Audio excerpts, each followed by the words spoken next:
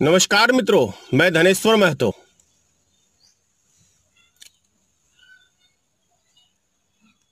जिस तरीके से हम लोग को देश के अंदर आम लोगों के ऊपर पुलिस के द्वारा पीटने की घटनाएं हम लोग को देखने को मिली है, पिछले 70 साल बीत गए, लेकिन कभी ऐसी स्थिति हम लोग ने कभी नहीं देखा कि आम नागरिक को पुलिस प्रशासन रोड पे खड़ा करके उसको चारों तरफ से पीटते हैं। क्या किसी कानून के ऐसे किसी पन्ने के ऊपर लिखा हुआ है कि आम आदमी को, जो पुलिस एक रक्षक है आम आदमी के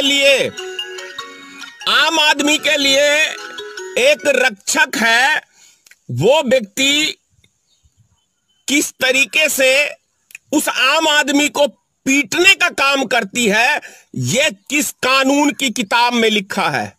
क्या आपने, कई सरकारें पीछे गई हैं, बीजेपी की भी सरकार रही है, वाजपेयी जी की भी सरकार रही है, मोरारजी देसाई की भी सरकार रही है, क्या कहते हैं, कांग्रेस की सरकार रही है, लेकिन कभी ऐसा दृश्य हमको देखने को इस देश के अंदर कभी नहीं मिला।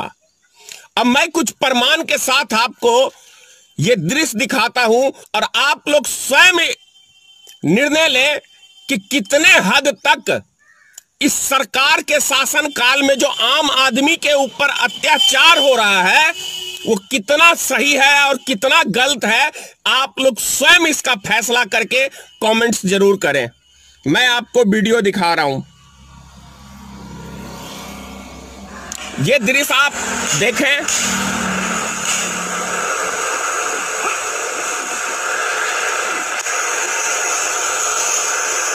एक बार मैं और आपको दिखा रहा हूं ये दृश्य शुरू से।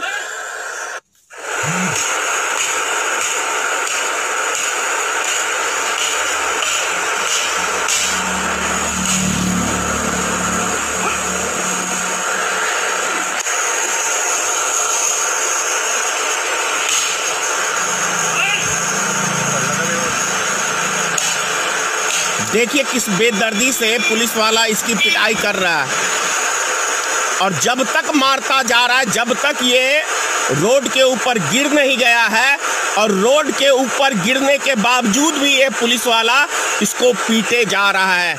तो क्या कभी आप लोग ने किसी भी सरकार के समय में आम आदमियों के ऊपर इस तरह का अत्याचार कभी किसी ने देखा था?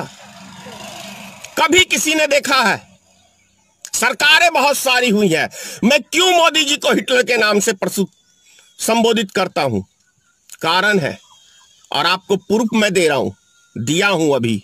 और मैं, मोदी जी जो गरीबों के प्रति जो हमदर्दी की बात करते हैं, आप स्वयं देख ले कि मोदी जी का मैं एक और भाषण आपको आज दिखा रहा हूं।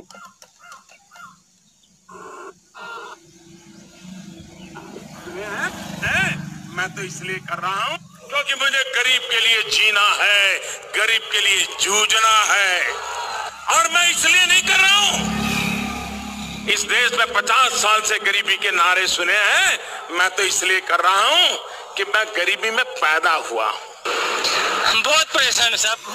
अच्छा, एक बात बताइए आप लोग कि जो व्यक्ति गरीब परिवार में पैदा होगा, क्या वो व्यक्ति कभी गरीबों के साथ, जो आज देश के अंदर ऐसा सलूक हो रहा है, कभी कोई कर सकता है? कोई व्यक्ति, आप स्वयं इसका डिसीजन लीजिए कि क्या कोई गरीब व्यक्ति जो परिवार में, मतलब गरीब परिवार में पैदा हुआ व्यक्ति, और वो प्रधानमंत्री बनता है, तो क्या वो गरीबों का दुख दर्द देखेगा या गरीबों को रोड पे मरने के लिए छोड़ देगा?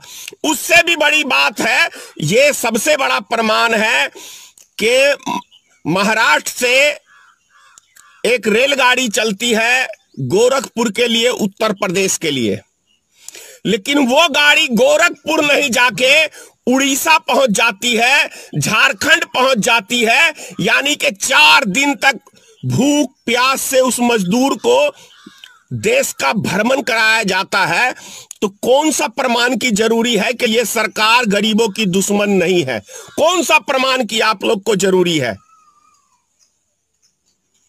जिसके अंदर इंसानियत नहीं है, वही जिसके पास इंसानियत नाम की चीज नहीं होगी, मानवता नाम की चीज नहीं होगी, वो इन व्यक्तियों के ऊपर कमेंट्स गलत करेगा। ये मैं कह रहा हूं। और जिसके हृदय में इंसान का दिल है, वो व्यक्ति सहमत रहेगा। क्या वास्तव में नरेंद्र मोदी के पास इंसान का दिल है? हाँ, इंसान का क्या नरेंद्र मोदी के पास वास्तव में दिल है? और यदि इंसान का दिल होता तो क्या प्रधानमंत्री जी आप इस कदर से लोगों को रेलगाड़ी में भूखे नहीं मारते? जिसका जीता जागता उदाहरण है कि 8 आदमियों की रेलगाड़ी के अंदर मौत हुई है। पिछले 70 साल के अंदर एक भी व्यक्ति कभी रेलगाड़ी में भूख से नहीं मरा है। एक भी व्यक्ति आज तक के इतिहास में, बता रहा हूं, भारत के इतिहास में कोई ऐसा प्रधानमंत्री बना होगा, ऐसा कभी नहीं हुआ होगा कि देश के अंदर जो रेलगाड़ी में सफर कर रहा है वो भूख प्यास से 8 व्यक्तियों की मौत हो गई हो। वो श्रेय सिर्फ और सिर्फ इस देश के राजा, इस देश के हिटलर को ही जाता है, प्रधानमंत्री को जाता है। और भी कुछ तस्वीरें आपको मैं दिखा रहा हूं मोदी जी की, क्योंकि मोदी जी का एक गाना है ना, नाम बड़े और दर्शन छोटे। मोदी जी, देश की जनता को तो आपने वादा बहुत किया, लेकिन काम कुछ नहीं किया गरीब जनता के लिए। और मैं एक तस्वीर आपको और दिखा रहा हूं। जो सामान्य व्यक्ति हवाई चप्पल पहन करके घूमता है, वो मुझे हवाई जहाज में दिखना चाहिए। ये मेरा सपना है। नरेंद्र मोदी। और आपने देखा वो वीडियो का एक और दृश्य मैं दिखा रहा हूं आपको, बस देखते जाइए। ये देखिए, तो देखिए, जब तक या तो ये बच्चा इसी सूटकेस पर सोते सोते अपने घर न पहुंच जाए, या फिर तब तक देखिए जब तक आपका पत्थर दिल न पिघल जाए। आप चिंता मत कीजिए, बच्चे की नींद बड़ी गहरी है। मोदी जी को देख सकते हैं जब तक काश आप जितना अच्छा भाषण देते हैं उतना ही अच्छा इस देश के नागरिक के लिए या इस देश के लिए काम कर लेते, तो लोग आपको, एक टाइम था कि लालू यादव बिहार में गरीबों के मसीहा के रूप में जाने जाते थे। क्यों? क्योंकि वो भी गरीब की, मजदूर की आवाज उठा के सत्ता में आए थे। लेकिन लालू जी से पता है क्या चूक हुई थी? लालू जी से चूक हुई थी कि उन्होंने बिहार में जितने भी कारखाने थे उन सब को बंद करने का काम किया था। अगर यदि बिहार को बर्बाद किसी ने किया है तो उसका श्रेय माननीय पूर्व मुख्यमंत्री श्री लालू यादव जी को भी जाता है।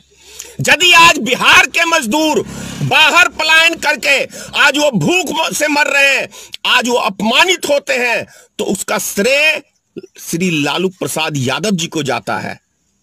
और उससे भी बड़ा झारखंड लालू जी ने जो अलग किया था, शायद बिहार के आदमियों को कंगाल करने का, भूखमरी के कगार पे लाने का काम लालू यादव ने किया। और जो बची खुची कसर रह गई थी वो बिहार के वर्तमान मुख्यमंत्री श्री नीतीश कुमार ने और भारतीय जनता पार्टी की गठबंधन सरकार ने किया है। 39 सीटें हमने दी हैं बिहार से केंद्र को, लेकिन बदले में केंद्र ने हमें क्या दिया है? 15 साल हो गए नीतीश कुमार के शासन को। 15 साल के अंदर एक रोजगार बता दें माननीय नीतीश कुमार जी की बिहार में हमने दिया है। एक चीज के अंदर एक इंडस्ट्री बता दे, कुछ नहीं है। भाषण के अलावा, जुमलों के अलावा कुछ नहीं है। कहां चला गया नीतीश कुमार का वो विशेष राज्य का दर्जा जिसके लिए ये आंदोलन करते थे? करोड़ों आदमी से सिग्नेचर करा के ये केंद्र सरकार को दिए थे। मैं मिट्टी में मिल जाऊंगा लेकिन भाजपा में कभी नहीं जाऊंगा। जैसे गुरु वैसा चेला नीतीश कुमार, गुरु भी फ्रॉड और चेला भी फ्रॉड। सारे गुरु चेलों की एक टीम कायम हो गई है देश की गरीब मजदूर जनता को। और एक महाशय मेरे से व्हाट्सएप पे जुड़े हुए हैं, वो जब भी मैं वीडियो बनाता हूं तो वो अपना मोदी जी के समर्थन में मुझे कुछ मैसेज भेजते हैं। और कल